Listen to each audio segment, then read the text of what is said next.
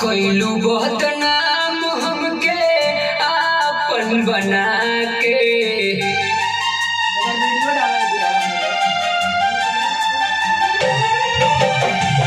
कोइलू बहुत नाम हमके आपन बना के, कोइलू बहुत नाम हमके आपन बना के। आज काहे छोड़ दिहलू सबके जना के, आज काहे छोड़ दिहलू सबके जना के। दिल तोड़ने वालों का कुछ नहीं जाता, दिल तोड़ने वालों का कुछ नहीं जाता, लेकिन जिसका दिल टूट जाता है उसका सब कुछ चला जाता है।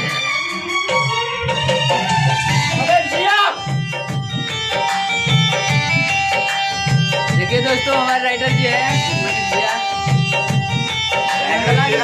नंदलाल यादव, बहुत ही सुपर अच्छा कलाकार है, गायक है।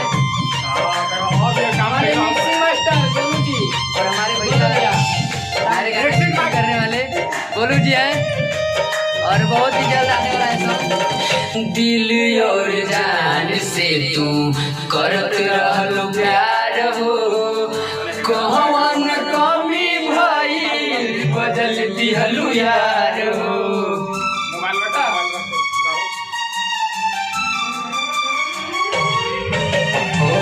दिल और जान से तू करत रहलू प्यार हो, कौन कमी भइल बदल दिहलू यार हो।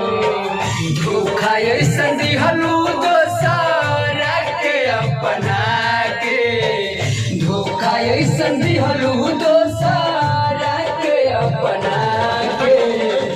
आज काहे छोड़ दिहलू सबके जना के, आज काहे छोड़ दिहलू सबके जना के।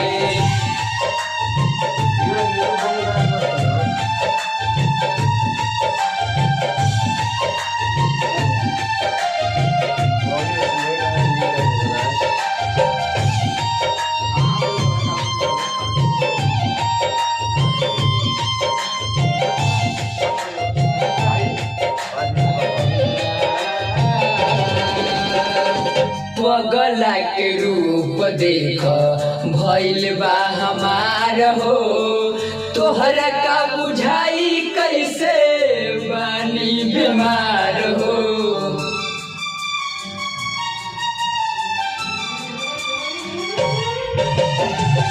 पगला के रूप देख भइल बा हमार हो, तोहरा का बुझाई कैसे बानी बीमार हो।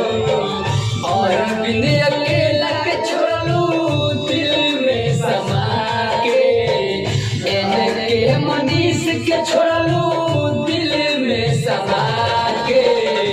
आज काहे छोड़ दिहलू सबके जना के, आज काहे छोड़ दिहलू सबके जना के।